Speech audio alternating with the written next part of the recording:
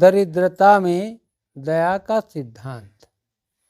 जो आदमी राष्ट्रीय ठाट बाट में जीवन जी रहा हो वह इस सिद्धांत का अनुपालन नहीं कर सकेगा, क्योंकि उसका जन्म जो हुआ था उसके नौकर चाकर रहे, जीवन की सारी सुविधाएं उसको मिलता रहा। जो स्वयं को नहीं समझ सका वह दूसरों को क्यों और कैसे समझेगा। जो भूख को नहीं जाना, समझा नहीं, वह भूखमरी से को कैसे समझेगा। उसके अंदर दया का भाव कहाँ से आएगा। दया को समझने के लिए दरिद्रता जरूरी है। लोग भूख से मर जाते हैं, भूख से तड़प तड़प कर मर जाते हैं। पानी के बिना प्राण निकल जाता है। जहाँ भोजन बनाकर खिलाने वाला हो, साफ सफाई करने वाला हो, उसे भूखमरी का अंदाज कैसे होगा। जो कभी प्यासा नहीं है उसे पानी से मर जाने का एहसास अनुभव कैसे हो सकेगा। जहाँ दरिद्रता है वहाँ दया छिपा हुआ है। कोई भी खोजी पुरुष हो, चाहे कहीं का हो, यदि वह दाता है तो दया दिखाता है, तो उसे दरिद्रता का ज्ञान होना जरूरी है। हमारे बीच मानव समाज में कई उदाहरण भरे पड़े हैं। जो राजा थे उन्हें भी दया का दाता बनने के लिए घर द्वार राजपाट छोड़ना पड़ा। इसीलिए जब तक स्वयं दरिद्रता का अनुभव नहीं होगा तो दया का दाता, सद्ज्ञान का दाता नहीं बन सकता। अपने सुखमय जीवन को दुखमय बनाना होगा। जब तक उसे दुख का ज्ञान नहीं होगा तो सुख की कल्पना करना भी उसके लिए थोथा ज्ञान होगा। इसीलिए देखा गया है कि जो परिवार सुखी है उसके अंदर दया भूख नहीं है। वे दान भी करते हैं तो धनवान को दान करते हैं, गरीब को दान नहीं करते हैं। दान देने वाला अंधविश्वास का बहाना करता है, स्वयं भगवान बनाता है और उसकी पूजा करता है, पूजा करवाता है और उसे अपने बनाए हुए भगवान की पूजा करवाता है। आरती मंगल यज्ञ पूजा पाठ करता है, मंदिर बनवा करके उस मूर्ति रख करके पूजा करवाता है। धनवान आदमी इसीलिए दान करता है कि उसका धन भी गरीबों से चूसा गया बेगार का धन होता है। धन दान करने में उसे कोई पीड़ा और परेशानी नहीं होती।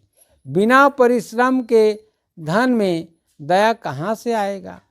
इसीलिए संत बाबा गुरु घासीदास ने ठीक ही कहा था, दान देवैया पापी और दान लेवैया पापी। ज्ञानी ध्यानी तपस्वी पुरुष के लिए सबसे पहले सुख का त्याग करना पड़ता है।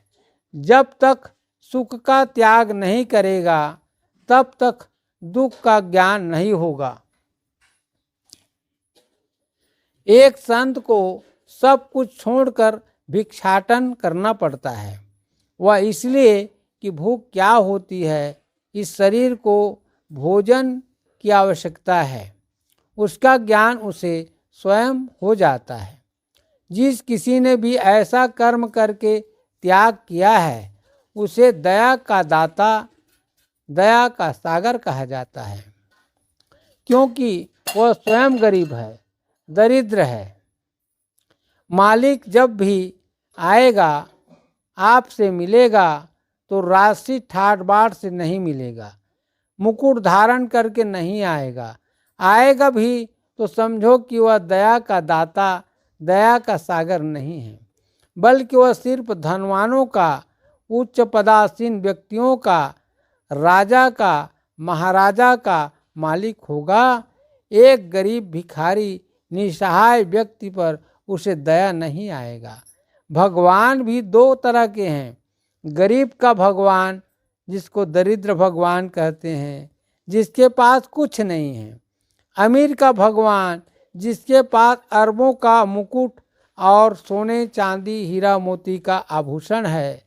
संतों ने इस बात को सिद्ध करते हुए कहा है, जिसका अनुभव मैंने भी किया है, कि जिसके पास सब कुछ है उसके पास कुछ भी देने लायक नहीं है। जिसके पास कुछ भी नहीं है उसके पास सब कुछ अखिल ब्रह्मांड देने के लिए है। वह चाहे कुछ भी दे सकता है। सत्य वहाँ है जहाँ कुछ भी नहीं है, अर्थात निराकार में है, धन ऐश्वर्य में नहीं। हम मालिक को, सत्पुरुष को धन के भीतर दान करते खोजते हैं, नहीं मिलेगा। जिस किसी को धनवान ईश्वर को मिला है वह दाता और विधाता नहीं है। जिस किसी को निराधार संत पुरुष मिला है उसी को उसका आशीर्वाद भी मिला है।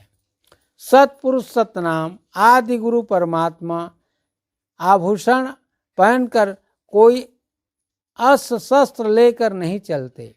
हम सब जानते हैं कि जिसके पास सब कुछ है इस ब्रह्मांड में, कोई ऐसा वस्तु धन जीव नहीं है जो उसका नहीं है, अर्थात सभी तो उसी का है। उसे लेकर चलने की क्या आवश्यकता है। लेकर वे चलते हैं जिनको डर है। यह सृष्टि के एक अंश है जो दूसरे वस्तु पर, दूसरे व्यक्ति पर, दूसरे जीव पर निर्भर है। उन्हें लेकर चलने की क्या आवश्यकता है। परमात्मा जो स्वयं निराकार स्वरूप है, जो सभी जीवों, समस्त पदार्थों, वस्तुओं, पंच तत्वों में स्वयं समाये हुए, उन्हें किस चीज की आवश्यकता है। सत स्वमेव निराकार है, उसका कोई आकार ही नहीं है। जो भी हम देख रहे हैं, जो भविष्य में देखेंगे, तथा जो हमारे पूर्वजों के द्वारा देखा गया, सुना गया, समझा गया और किया गया, वह क्रिया रूप में कर्म किया गया, वे सभी उस सत्य के ही हैं, जिसका कोई रंग है न रूप है। और जो भी रंग है और रूप है वे सब उसी के हैं, अर्थात जहाँ है वहाँ भी है और जहाँ नहीं है वहाँ पूर्ण रूप से है। केवल हमें समझने, परखने, जानने, मानने की आवश्यकता है। जहाँ कुछ भी नहीं वहाँ सब कुछ है, यह एक सिद्धांत है। जहाँ दरिद्रता है वहाँ दया है, और जहाँ अमीरता है वहाँ अहंकार है, शोषण है, आवाज़ है, तिरस्कार है, भय है, लड़ाई है, सब कुछ जो मानव की आवश्यकता नहीं है। इसी को कहते हैं दरिद्रता में दया का सिद्धांत।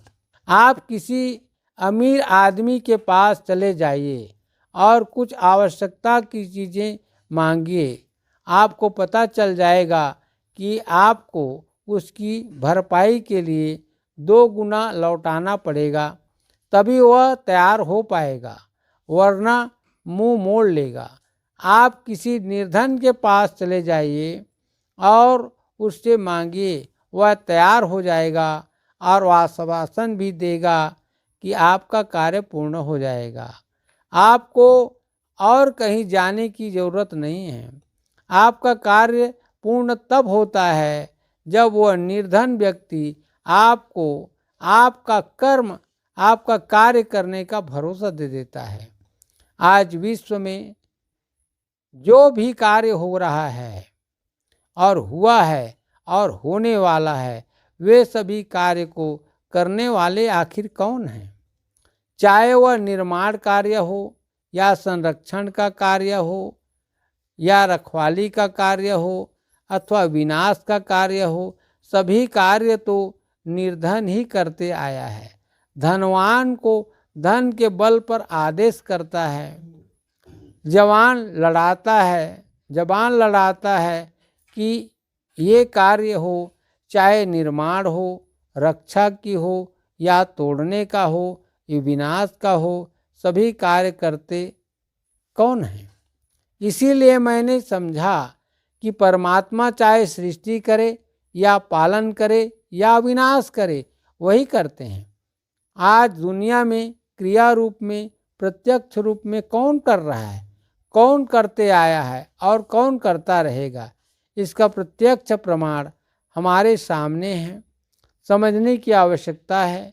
इसीलिए जिसके पास कुछ नहीं, उसके पास सब कुछ है।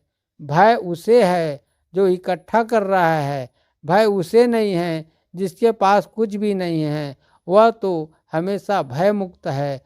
जो भय मुक्त है वही है दया का दाता। अब एक दूसरा सिद्धांत है, बूंद बूंद से बाढ़े ज्ञान। अब इसके लिए एक भजन है। बूंद बूंद से बाढ़े ज्ञान संत तप ज्ञानी के, बूंद बूंद से बाढ़े ज्ञान संत तप ज्ञानी के, पानी गिर के धरती में छागे, पानी गिर के धरती में छागे, बिन बोए बीज धरती बोआगे। अरे बिन बोए बीज धरती बोआगे। देखो सत परमान, देखो सत परमान, संत तप ज्ञानी के, बूंद बूंद से बाढ़े ज्ञान संत तप ज्ञानी के। पानी देख किसान बीज बोए, बिन बीज बोए खेत सब रोए। कहाँ ले पावे धान, बूंद संत तप ज्ञानी के।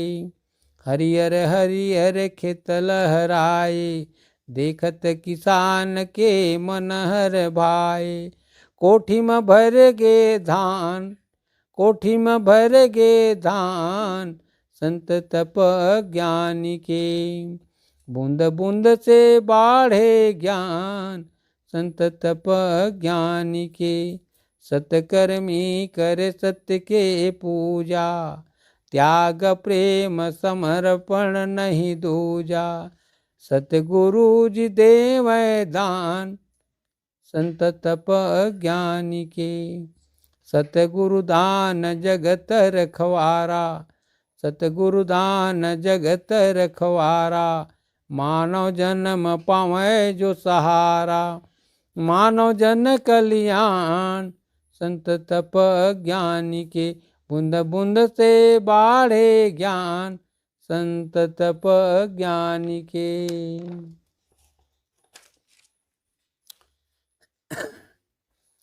बूंद बूंद से बाढ़े ज्ञान।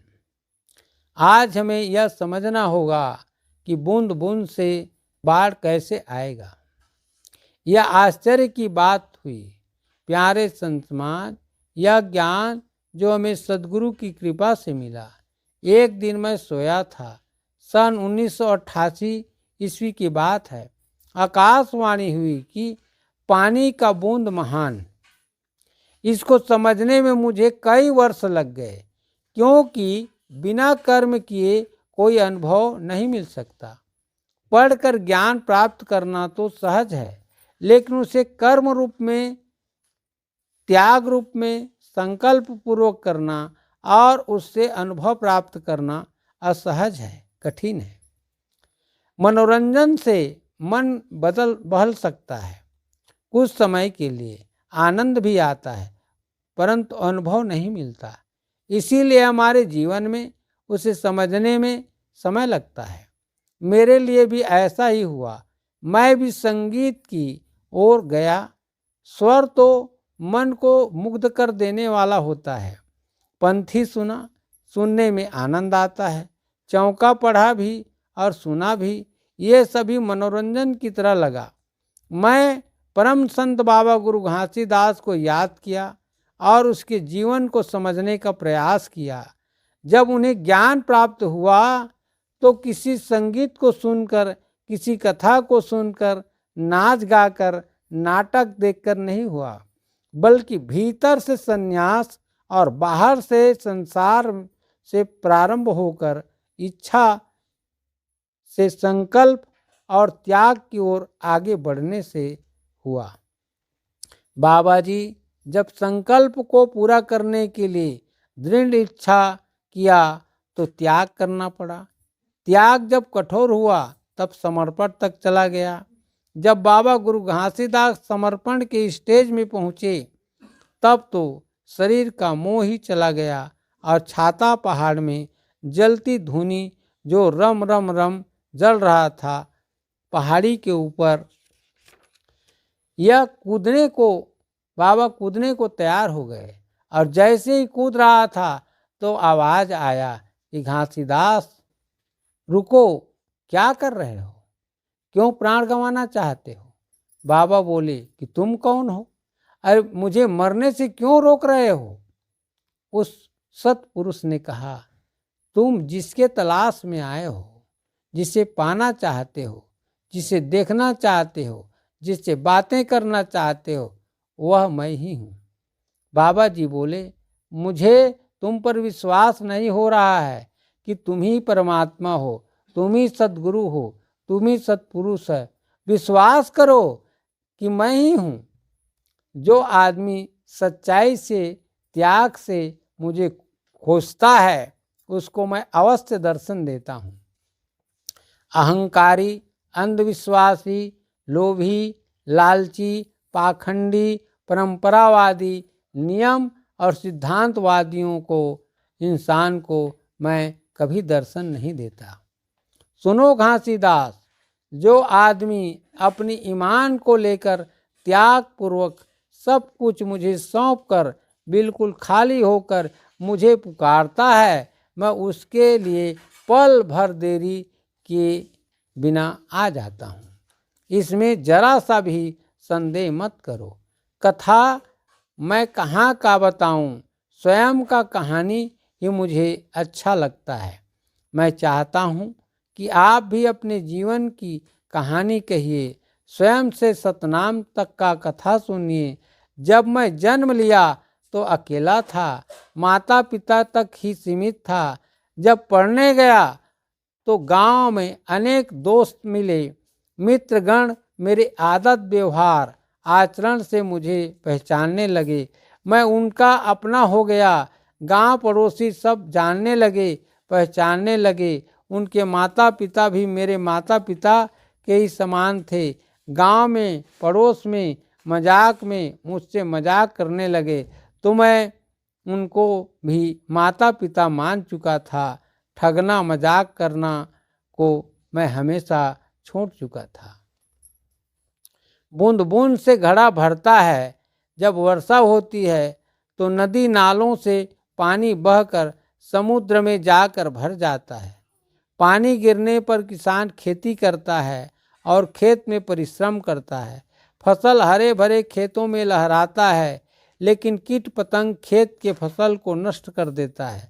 जो जागरूक किसान होते हैं उसको पूरा फसल मिल पाता है।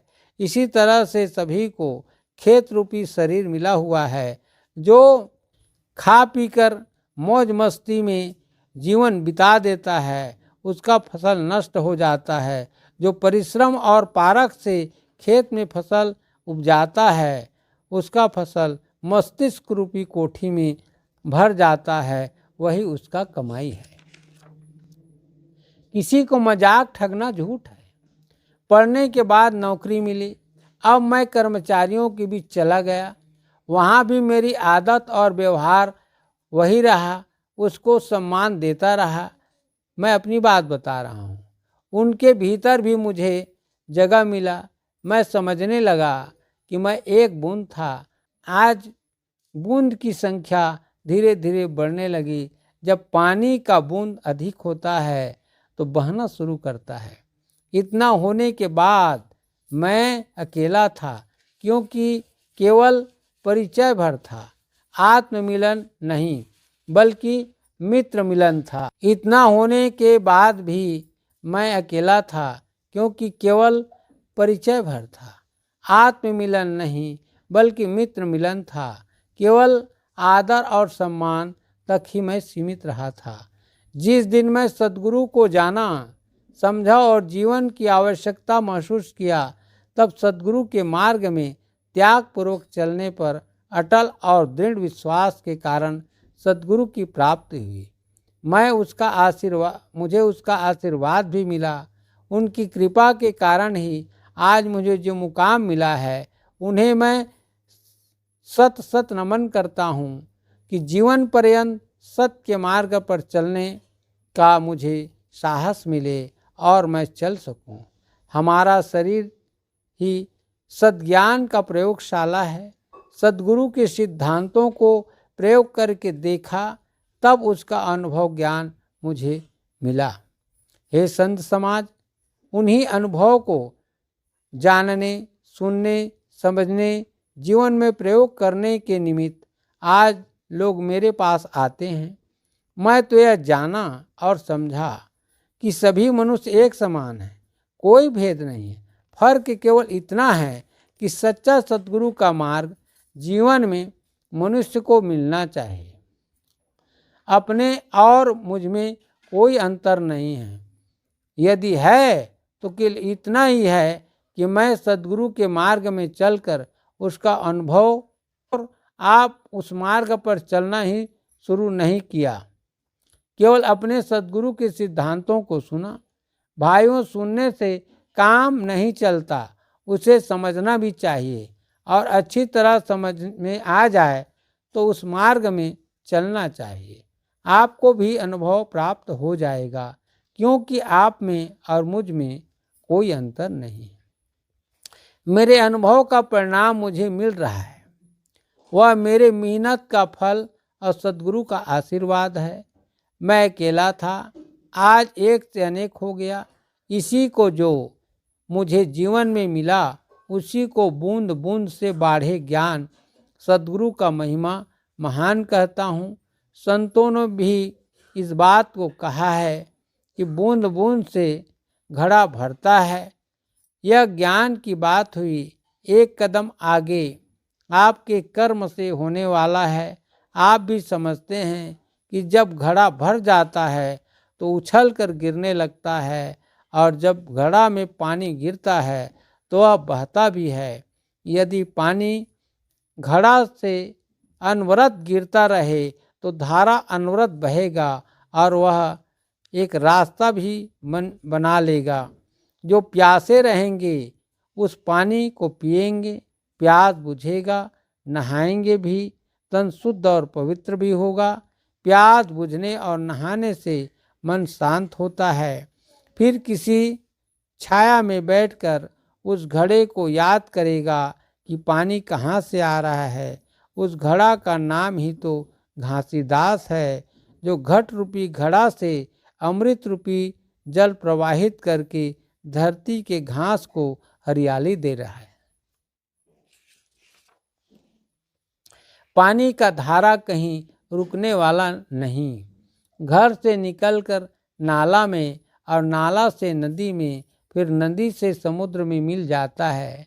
यह सागर ही तो संसार है। सागर सागर है, वही पानी का भेद, वहाँ पानी का कोई भेद नहीं है। सभी नाला नदियों का पानी समुद्र में समा जाता है। संत और समुद्र में कोई भेद नहीं है।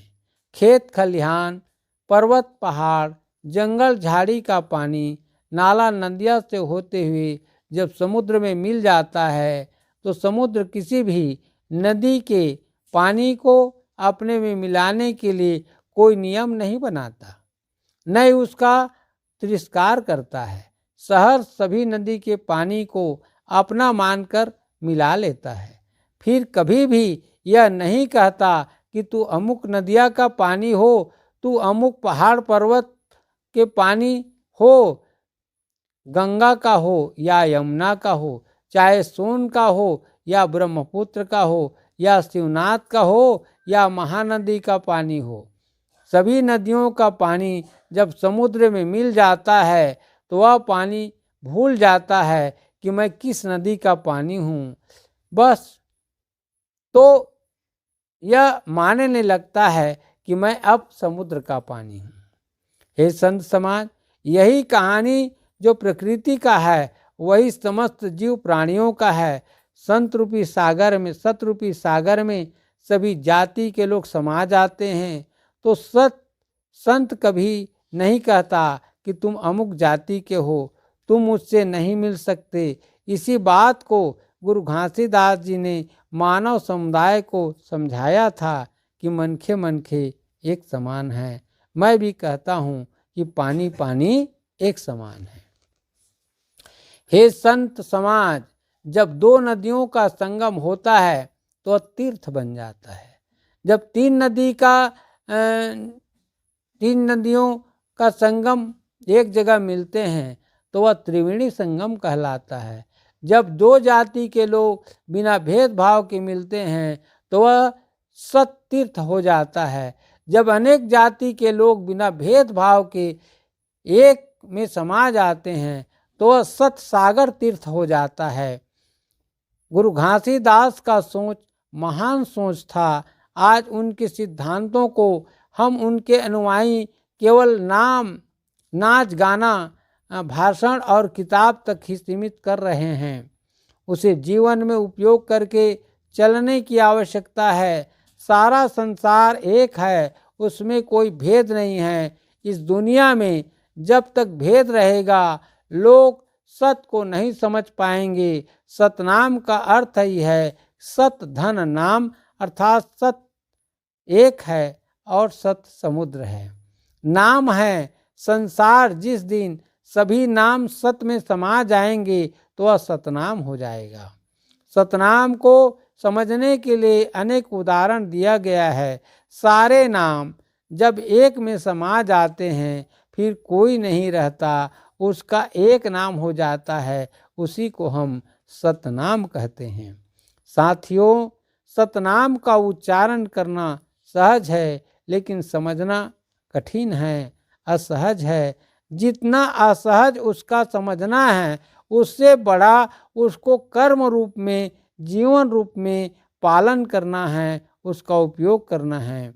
जो आदमी सतनाम को जान लिया, समझ लिया और जीवन में उपयोग कर लिया वह महान है। वास्तव में वह समुद्र के समान है, वह सत सागर है, महासागर है, संत है, सतनाम है। जय सतगुरु, जय सतनाम, जय गुरु घासीदास।